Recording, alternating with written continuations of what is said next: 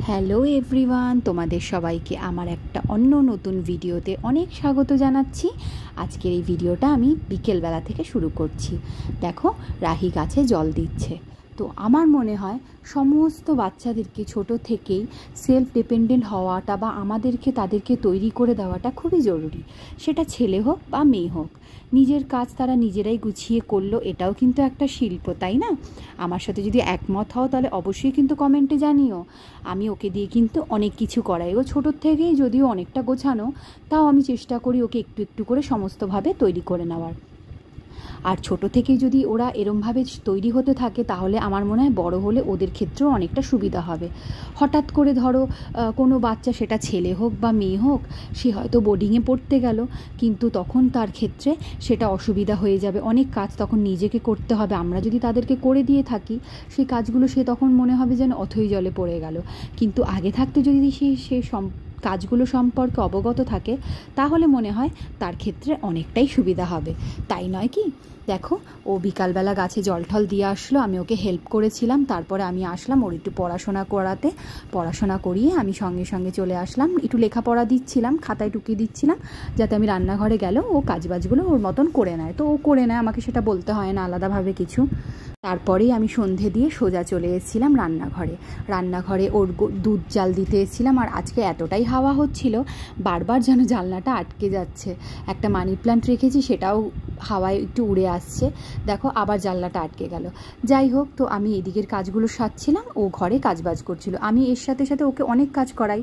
যেমন আমি হয়তো জলের বোতল ভরে রেখেছি, ও এসে জলের বোতলগুলো রাহি নিয়ে যায় ঘরে, কোথায় কোনটা থাকে ও গুছিয়ে রাখে। আমি হয়তো জামা কাপড় তুলে ঘরে রেখেছি, ভাঁজ করতে পারলাম না, চলে এসেছি, ও হয়তো গিয়ে দেখলাম ওর বোনের দু একটা ছোটোখাটো জিনিসগুলো ও টুকটাক করে ভাঁজ করার চেষ্টা করছে। হয়তো প্রপারভাবে করে উঠতে পারে না ঠিকই, কিন্তু যা করে অনেক সুন্দর। আমি সবসময় ওকে এনকারেজ করি যে খুব ভালো করেছো, আরও পরের বার আরও ভালো করার চেষ্টা করো। আমি কিন্তু কখনও ওকে বকি না বা এটাও বলি না যে খুবই বাজে করেছো বা এরকম কেন করেছো, আমি এটা করি না। আমি বলি যে অনেক ভালো করেছো, এরপরে আরও ভালো করার চেষ্টা করবে। তো ও করে গো, অনেক কাজও করে দেয়, বিছানা গুছিয়ে দেওয়া থেকে শুরু করে অনেক কাজই টুকটাক করে দেয়। আমি মনে করি এটাতে ওরই সুবিধা হবে। তো যাই হোক, এই সমস্ত করে আমি দুধটা জালে বসিয়ে দিয়ে সাইডে অন্যান্য কাজ সারতে সারতে আমার দুধটাও এদিকে যখন হয়েছে, আমি বাসন কোসনগুলো মেজে নিয়েছি। আর হ্যাঁ, আমি একা হাতেই কিন্তু সব ঘরের কাজ সামলাই। সেটা ঘরের মানে হাউস ক্লিনিংয়ের থেকে শুরু করে ঘর মোছা, বাসন মাজা, কাপড় কাচা, দুটো বাচ্চাকে সামলানো, তাদেরকে স্টাডি করানো, পড়াশোনা, সমস্ত কিছু আমি কিন্তু একাই সামলাই। একা হাতে সামলাতে আমার ভালো লাগে। কারণ দেখো, অনেকবার মেড রেখেছিলাম, তাদের অনেক রকম ঝামেলা, আজ আসবো না, কাল আসবো না, বা আসলেও আমি এটা করবো না, লোক এসেছে এত বাসন মাজবো না, সেই দেখি আমাকে করতে হয়। তার থেকেও বড় কথা হয়ে যায়, বাসন কোসন মেজে চলে গেল, সাদা হয়ে আছে, সেটাকে গিয়ে আমাকে আবার পরিষ্কার করতে হয়। তো আমার ঠিক পোষায় না। আবার যদি আমিই করি তাহলে আর আমার দরকার কি আছে, তাই না? তো আমি মনে করি নিজের কাজটা নিজে, টাইম লাগুক, সুন্দর করে গুছিয়ে আমি করতে পারি। আর তোমরা আশীর্বাদ করে যেন এইভাবেই করতে পারিও। খুব ভালো লাগে আমার এইভাবে কাজ করতে। তো সন্ধ্যাবেলা বেরিয়ে গেছিলাম, মা এসেছিলো, মার কাছে পুচকু দুটোকে রেখে আমি আর হাজব্যান্ড বেরিয়ে গেছিলাম বাজার করতে। দেখো, আজকে ঈদের দিনে কীরকম রাস্তাঘাট ফাঁকা সেটাই তোমাদেরকে দেখাচ্ছিলাম। সমস্ত চারিদিকে দোকানপাট একদম বন্ধ। মানে বাজারে গেছি আমি, খুব হাতে গুনে কয়েকটা দোকান পেয়েছি।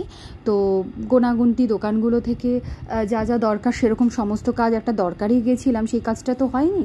আদার্স অন্যান্য কাজ করে আমরা চলে এসেছিলাম। যেমন হচ্ছে গিয়ে একটু ঠাকুরের ফুলের মালাও নিয়েছিলাম, একটু সবজি টবজি নিয়েছিলাম, নিয়ে চলে এসেছি একটু খাবার দাবার নিয়ে। তো ভালোই লেগেছে, ফাঁকায় ফাঁকায় বাজার হাট ঘুরে আসলাম, হাওয়া খেয়ে আসলাম। আর বিভৎস গরম, আর মালার দামও হঠাৎ করে কেন এতটা বেড়ে গেছে বুঝতে পারছি না। ঠাকুরের জন্য একটু অনেক রকমের মালা নিলাম। মালাগুলো এত ভালো লাগছিলো, আমার তো মনে হচ্ছে সবই নিয়ে নিই, ঠাকুরের সিংহাসন থেকে বাড়ি শুদ্ধ সমস্ত যেন সাজিয়ে ফেলি।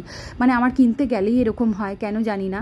সবজি বাজার হয়তো করতে গেছি, সবজি দেখে মনে হয় এটা নিই, ওটা নিই, সেটা নিই, সবই যেন নিতে ইচ্ছা করে। তো যাই হোক, তারপরে নিয়েছিলাম সন্ধ্যাবেলার টাইম, যেহেতু একটু ভাবলাম একটু চপ টপ খাওয়া যাবে, চলো একটু চপ নিয়ে যাই। তো চপ নিয়েছিলাম, এই মাসিটার কাছ থেকে বেগুনি নিয়েছিলাম, খুবই ভালো লাগলো আমার। বাড়িতে এসে একটু চপ মুড়ি চা দিয়ে আমরা খাওয়া দাওয়াগুলো করলাম। একটু বেগুনি চপ। ফিরে এসে ওখানে কোথাও দোকান পাচ্ছিলাম না, তো সবজির দোকান আমি ভাবলাম যে আর কোথায় পাবো, রাস্তায় পার হতে পারছি না। দেখো দোকানপাট বন্ধ ঠিকই, কিন্তু গাড়ি ঘোড়া ওরে বাপরে বাপ, এই পার থেকে আমি ওপারে যাব সবজি নিতে, সেইটুকুও যেন আমি যেতে পারছি না। কতক্ষণ ধরে না হয় দাঁড়িয়ে আছি, তোমাদেরকে কি বলবো। ফাইনালি অনেক কষ্টে দেখলাম যে না, গাড়ি ঘোড়া খালি হয়েছে, তো সবজি টবজি নিলাম, ওই পারে কোনো মতে যেতে পারলাম। তো কেমন লাগলো তোমাদের আজকের এই ভিডিওটা আমার অবশ্যই কিন্তু কমেন্ট করে জানাবে। তোমাদের একটা লাইক বা কমেন্টে আমি আরও মানে ভালোবাসা এতটা তোমরা দাও যে আমি আরও ভালোবাসা পাই আরও নতুন নতুন ভিডিও বা কন্টেন্ট আনার। তো ভালো থেকো সবাই, চলো টাটা।